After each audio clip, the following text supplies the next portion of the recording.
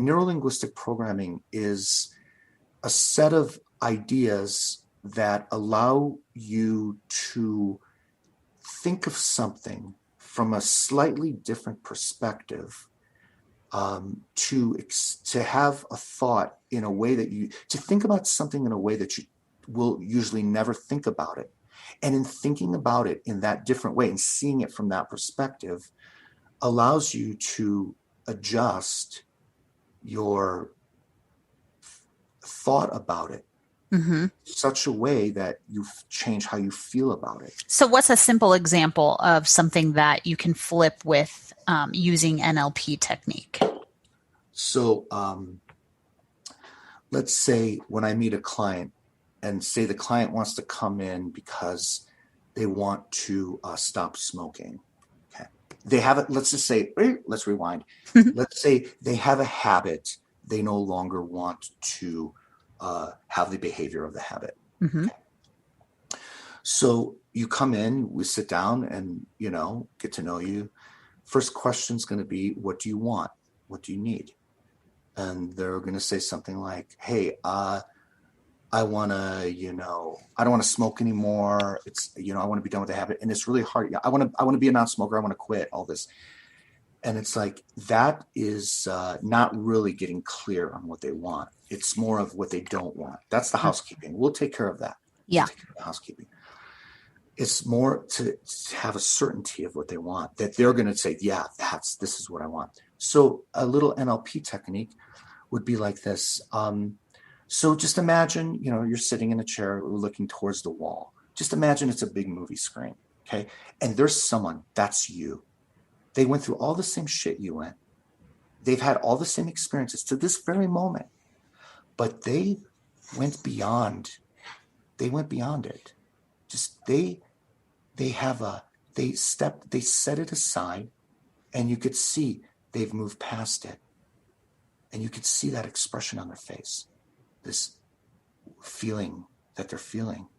It's just like relief, Sometimes the client says it, whatever, they'll say a word. We'll use the word relief for the moment. And now, what would it feel like to be inside of that person's body is inside of you right now, and you're breathing in this feeling right now, that you can feel it. Maybe you feel it in your hands, in your feet, your shoulders, in your body, whatever. So this is a little sneaky little NLP technique of, there's a lot of words, they call it mapping across pattern. You visualize someone with doing it how you'd like to do it. And see, when we're thinking about someone else being free or having the liberty or having that peace of mind, it's easier to imagine it happening to someone else. Sure. Okay, perfect. So we dissociate, we do this little stepping. We're looking at it like an observer and see, we're just talking. Just imagine there's a movie screen. See, there's a little setup. That's the setup. Everyone's seen a movie screen, right? So you automatically remember one. You can't help it. So there's this person, and he or she, they've got it. They got it. It's done. It's done. So you know what it's like to be done with something, and your hands they've got that feeling. And then, what would it feel like that you're inside of their body is inside of you now? You're inside of their body. You can feel it in your own body. Now, this is a little push that can be used to get the person into the mood of what it feels like for it to be true now. See, so you're using that to shift them from, because like what you said at the beginning, they start talking about the feeling of what they don't want anymore. I don't want to do this anymore. I don't want to, and the shame and all the icky ish that's wrapped up with what they don't want to do anymore. So you're shifting them to get into the feeling space of the desired outcome via becoming an observer of this person in the movie screen. And then you have them embody that, pull that feeling into themselves. Okay. And you could see that it works because the person will take like a nice deep breath. Their face changes colors subtly. They're in a trance at that point. You could say they're hypnotized. This is what we're talking about here. Is we have the ability. Richard Bandler, he's one of my mentors. I've mentioned him a couple of times. When it comes to neurolinguistic programming, him, Steve Andreas, his wife Connie Ray Andreas, Heart of Mind, all these great books, The Wholeness Process. So Richard Bandler writes in his book, he says, One of the main focuses of my work has been discovering ways to help people achieve what I call personal freedom. Personal freedom means having the freedom to be able to control your thoughts and to manifest the kinds of feelings you want in your life. We are often imprisoned by the chains of our thoughts, and we allow ourselves to think ourselves into problems. However, since most problems are created by our imagination and are thus imaginary, all we need are imaginary solutions. And I got to tell you that this is a scientist writing this. Yes.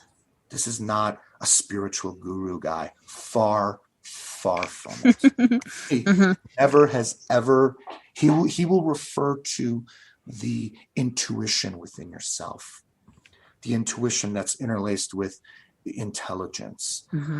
So the mood, the person gets into this mood, and now we're getting clear. See, that's the intuition. That's what they perceive. The nervous system is responding. Yes, that quickly too. Just like this. Just like dopamine. that. Dopamine is dumping in. Yes. Serotonin is dumping in. Yes. Endorphins are dumping in, and they're feeling good. They're feeling like, yeah. I go, that's what you want, huh? What's that word? They're like, I am at peace. I have relief. I feel wonderful. I'm like, okay, now we've got some real good information to work with. Because locked into those words are all of their motivation strategies, which we can access very quickly with just a couple questions. And that was just one question.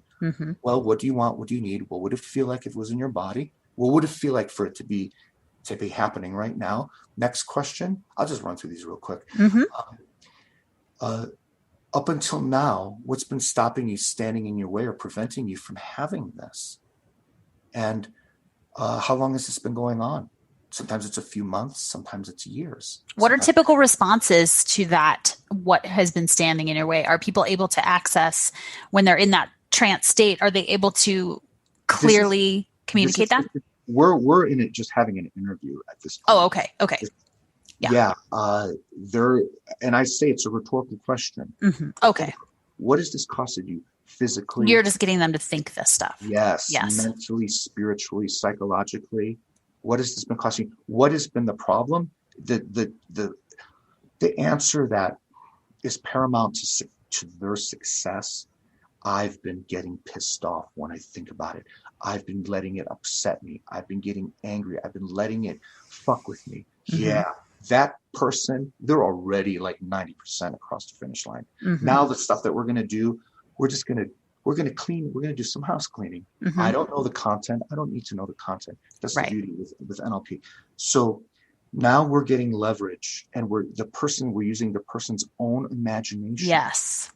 And their own words, right? You're able to use their own words as you're just flipping the script, essentially. Absolutely. And I will use those words. Yes. Oh my gosh. When they hear those words coming back to them later, they're like, hallelujah. Those are the words like heaven, like angels are singing the words. Yeah. Well, because it came from them. They're the source. Yeah. They are the source. Yes. Absolutely. I am just like I'm the helper. You're like a translator, coder, programmer. I'm the caddy on the golf course. Oh, you need you want this one? Go, Bob. That's a good analogy. I'm the caddy. Jerry's been brushing up on his golf game, so golf analogy is suitable. It makes sense. Yeah, I started about a year ago, and I'm actually playing very well. I psyched myself out. My buddy wanted me to play golf, and one of his golf buddies died, and another one was just a total asshole. They just got into argument. He wouldn't stop talking about politics. Oh, no. Golf course. Thank you. Yeah. This is the golf course. This is sacred. Sacred. Yes, we don't go there. We don't go anywhere. We don't go to work. We might chat about a thing or two, getting to know you. Yeah. You're in another dimension. We're in a totally different, another dimension. Yes. Absolutely. For sure. So I told myself that I wanted to find a word that represented something that was good about golf. So I looked on a golf dictionary, and it came up A-game golfer. And it said A-game golfer means the person that goes out and plays their best game of golf every time. So I told myself, I am an A-game golfer. And then like probably the next day, I go, you need to do like a little trance on yourself. So I lay down on my couch and I closed my eyes and I told myself, what would I picture if I was a successful golfer? And all of a sudden, this is how long it took, and this is how long it usually takes, just a few seconds, is I'm standing on a golf green. There's a red flag. There's some guy wearing like golf athletic clothing. And I'm reaching over to get the ball out of the hole. And he, great shot, Jerry. Great shot, Jerry. And I felt really good. Mm-hmm. And I could see the grass was really green and the sky was really blue. And I saw the red flag. That was about a year ago. About 2 weeks ago, I went golfing. And I putt. And I'm reaching over. And I'm taking the ball out.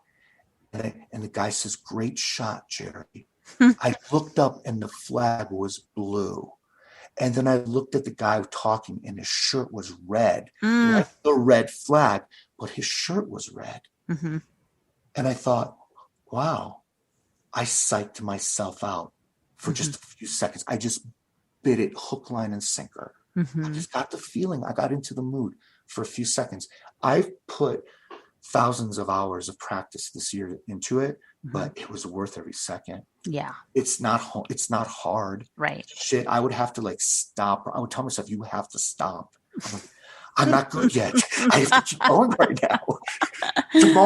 Tomorrow. Okay. Yes. And then 2-3 times a day. Now I've got it down to maybe, I like to practice maybe 30 minutes a day, just different clubs, mastering the swing. It's like anything. It's like, go ahead. Well, so what I love about the golf analogy too, is you're visualizing the desired outcome. You're getting into the feeling that you want to feel as the player you want to be.